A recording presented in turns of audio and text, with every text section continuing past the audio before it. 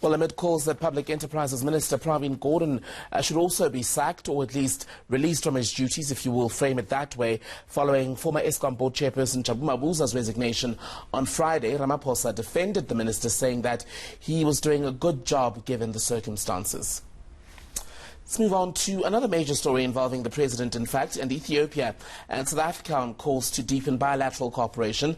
That was a strong theme when President Cyril Ramaphosa hosted his Ethiopian counterpart, or the Ethiopian Prime Minister Abiy Ahmed, in Pretoria today. Tracking that story for us has been ENCA reporter Kailihle Kumalo. Kaya is with me now to talk more about this. Kailihle, let's begin with the significance of this visit by the Ethiopian Prime Minister. Why is it so important?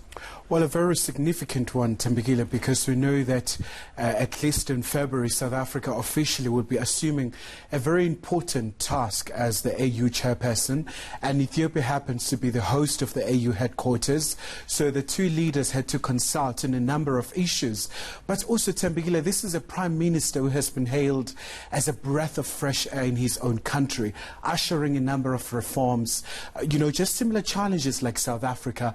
Ethiopia, also a very multi-ethnic society, facing a number of ethnic rivalries as well, among other challenges.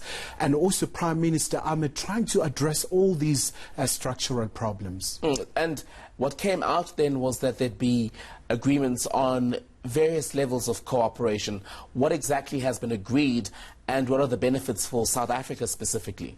Quite a number of benefits, Tsembegile. For example, when you look at the issue of health, the two ministers signed an agreement on that area, but also the issue of tourism as well. But also there was another agreement around the waiving of the visa, at least for those who are carrying the diplomatic passports. It's not really a major breakthrough, but it's a very good step, which may eventually pave the way for the waive of the normal visa carriers.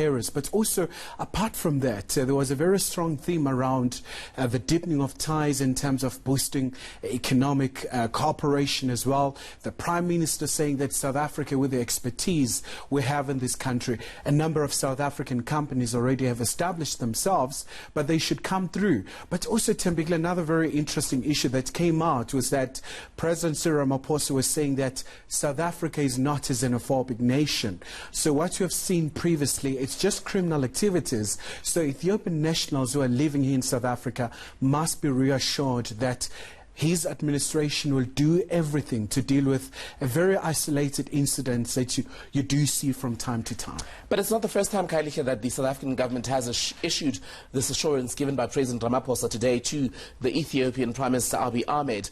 The question then becomes, are the likes of Ethiopia, represented today by the Prime Minister, convinced that their citizens in this country are indeed safe?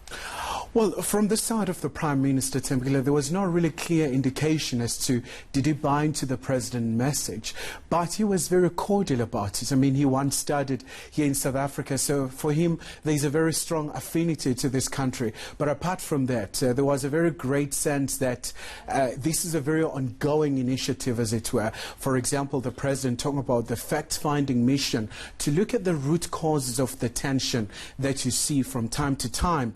But apart from that, the Prime Minister met with the diaspora community from Ethiopia, trying also to reassure them that they should understand the dynamics in South Africa and also try and respect the rule of law in this country. I might have missed this, but when I was following the briefing by the two heads of state today, one of the other things that came up was around the Renaissance Dam, quite important to Ethiopia, but Ethiopia currently experiencing a dispute, if you will, over the dam with Egypt. And the plea today from the Prime Minister Abiy Ahmed was that there be intervention from South Africa as a brother. How is that going to play out? Do we have any idea of how President Ramaphosa will indeed mediate? President Ramaphosa has given an indication that he had a telephonic conversation with his Egyptian counterpart, the outgoing chair of the African Union, Fattah al-Sisi. So the President says it's a very good signal in as far as the mediation is concerned, because if the two parties are willing to meet, because the Egyptian argument is that if the Ethiopians are constructing this particular dam, it may affect the flow of the Nile River. And we know that the Nile River, when it comes to the Egyptian time, it's just the sole thing that they rely on. So if it dries up, as they claim, it might be a very catastrophic incident. But there has been a very strong point of view from the side of Ethiopians where they're saying this is a very important project for them. It's a hydroelectric dam, and obviously with now the mediation effort from the side of President Ramaphosa, there's a very great deal of optimism that there'll be a very good outcome, so that the two countries actually, to use a very good phrase that the Prime Minister used, he said Ethiopian diplomacy, it's all about a win-win situation. And he was also speaking quite strongly on this, saying that as far as the mediation there is concerned, it's all about peace, which Ahmed said is so central to Africa's development and resolving many of the other issues. And peace is his biggest goal for the continent as a whole.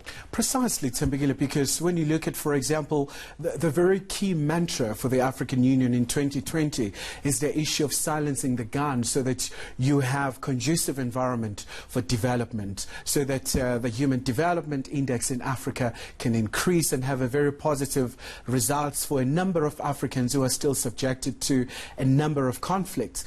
So you still have a number of concerns as well, Thembekile. The issue of Libya also came quite extensively, with two leaders talking about the fact that it's high time that Africa actually does find its own solutions, almost borrowing the phrase that was used by former President Bego, where he used to say it's African solutions for African problems. So that was also an undertaking from the side of President Cyril Ramaphosa. But also, I mean, this is a Prime Minister, Thembekile, that who got a Nobel Peace Prize for doing a very monumental task, trying to bring together Ethiopia and Eritrea. These were once sworn enemies, and it was a very massive task. He was able to bring stability in the country that was characterized by unrest, a lot of dissatisfaction with the status quo. All right.